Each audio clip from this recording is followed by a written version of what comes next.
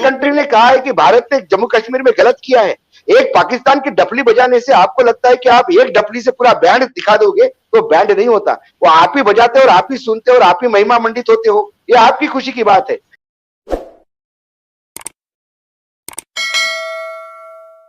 आखिरी बात, आपने डॉसियर की बात की, आपको हिट फील होगी, हिट फील हुई थी अगले दिन।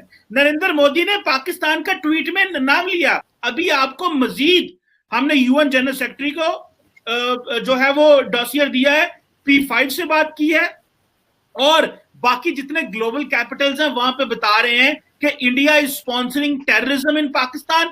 कश्मीर में जो आपकी इंसल्ट, आपने बड़े 370 35A ये कर दिया वो कर दिया, पर अशोक भाई एक बात माने, पूरी दुनिया में आप गंदे हुए हैं कश्मीर के हवाले से और पाकिस्तान की इज्जत बनी है करतारपुर कॉरिडोर खोलन दे, पर तुसी ਤੁਹਾਡੀ सरकार एडी जालम है।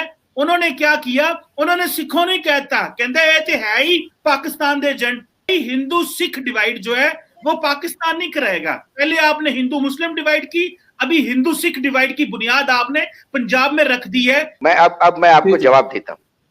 सबसे पहली बात है, मैंने उस दिन भी कहा, मैं आपके डोजियर को खारिज नहीं कर रहा हूं, मैं बार बार कह रहा हूं आपका डोजियर इंटरनेशनल एजेंसी में स्टैंड होने दीजिए, नहीं तो ऐसे 10 डोजियर मैं आपको हर दूसरे दिन वहां खड़े करके दिखाऊंगा, उससे कोई मतलब नहीं होता। 1 मिनट होने दीजिए, हमने दिए हुए चीज हुई है इसलिए मैं बोलने का अधिकार रखता हूं। आप पहले होने दीजिए, जब हो जाएगा तब बात करेंगे। मैंने बोला तब मैं भी यही हूंगा, आप भी यही होंगे।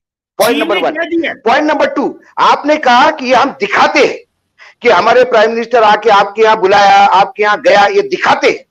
तो आपके यहां क्या करते हैं मुझे बताओ। हमारे यहां जब पठानकोट हुआ तो आपके देश के एजेंसीज को बुलाया था हमने, क्या ये दिखावा था? आपके यहाँ के एजेंसी के लोग आके चले गए थे, ये दिखावा था? ये दिखावा नहीं था। आपका प्रॉब्लम ये है, आपके देश में जब तक आपका वजीर आजम कश्मीर के इशू को बढ़ा के, जब तक आपकी फौज भारत का भूत, नरेंद्र मोदी का भूत सामने नहीं रखेंगे, तब तक आपकी राजनीति नहीं होती। वहां पे आपकी राजनीति आपके विकास पे नहीं है, नरेंद्र मोदी के भूत पे है। यही कारण है कि आपके पार्लियामेंट में नरेंद्र मोदी के नारे लगते हैं। ये दिखाता है इस बात को कि नरेंद्र मोदी का भूत दिखा के, इंडियन आर्मी का भूत दिखा के आप राजनीति करते हैं। दूसरी बात है, आप बार बार करें कि हम अफगानिस्तान में कर रहे, ये कर रहे। अरे आप तो ये आरोप लगाते आज से थोड़ी है, जब से पाकिस्तान पैदा हुआ तब से आरोप लग रहा है, लेकिन प्रूफ आज तक नहीं मिला। मैं तो आपको बार बार कह रहा हूं, हमने जो डॉक्यूमेंट दिए उसके ऊपर एक्शन हुआ। आप डॉक्यूमेंट दीजिए, एक्शन होगी तो बात करेंगे। सिर्फ डोजियर देने पे इतना उछलने की कोई जरूरत नहीं है, ये इससे कोई हर्ज नहीं होगा। आपने कहा सिख डिवाइड हो गए, आपको एक बात बता दूं मैं आपको, हमारे यहाँ किसानों का यदि एजिटेशन हो रहा है तो पूरे देश में हो रहा है, लेकिन दिल्ली के पास हरियाणा और पंजाब दिल्ली को लग के राज्य है। आप क्या समझते हैं कि जो कंट्री एक सब कॉन्टिनेंट है, तो केरल से ट्रैक्टर लेके किसान आएगा? केरल से किसान का एक डेलीगेशन आया है, वो देश का आंतरिक मामला है और सरकार लगातार बातचीत कर रही है। 8-8 घंटे की चर्चाएं हो रही है और 5 फेरी हो रही है और 9 तारीख को इसका डिसीजन निकलने वाला है। हमारे यहाँ सिख और हिंदू डिवाइड नहीं होता। हमारे भारत का इतिहास देख लीजिए आप, ये तीसरा एजिटेशन है सबसे बड़ा किसानों का, और जिसमें तब भी सिख थे और आज भी सिख थे।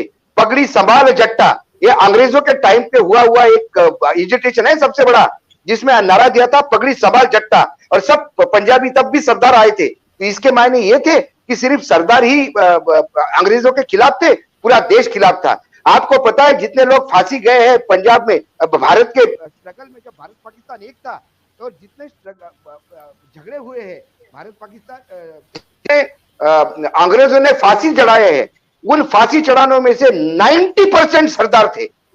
जितने लोग जेल गए हैं उनमें से 90% लोग सरदार थे। इसके मायने ये थे कि सरदारी अपने आप को गुलाम महसूस कर रहे थे।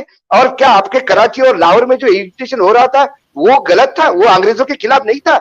ये सोच है आपकी। ये बार बार हिंदू मुस्लिम डिवाइड, क्या हिंदू मुस्लिम डिवाइड की बात कर रहे हैं? मेरे यहाँ का मुसलमान आज पाकिस्तान में जो भारत से गया हुआ मुसलमान है, जिसको सेकेंडरी डिवीजन, सेकेंडरी ट्रीटमेंट आप देते हैं, उससे ज्यादा खुशी है। हमारे यहाँ का मुसलमान अपने आवाज उठा सकता है, सरकार को गाली देने की औकात रखता है। आपके यहाँ कोई हिंदू है जो आर्मी को गाली दे? नहीं दे सकता। आपके यहाँ कोई हिंदू सरकार को गाली दे सकता है? नहीं दे सकता, क्योंकि आपने वहां के हिंदुओं को दबा के रखा है। मेरे यहाँ का मुसलमान आज खड़ा होकर बोल सकता है। आप बोल रहे हैं जम्मू कश्मीर में क्या हुआ? आप मुझे ताज्जुब लगता है, आप किस मुंह से बात कर रहे हैं कि जम्मू कश्मीर में हमारी बेइज्जती हुई है। अरे भारत की तो पूरे विश्व में जय जयकार हो रही है। ऐसा कौन सा कंट्री है जिसको भारत नहीं चाहिए? कौन से कंट्री ने भारत को शन किया है?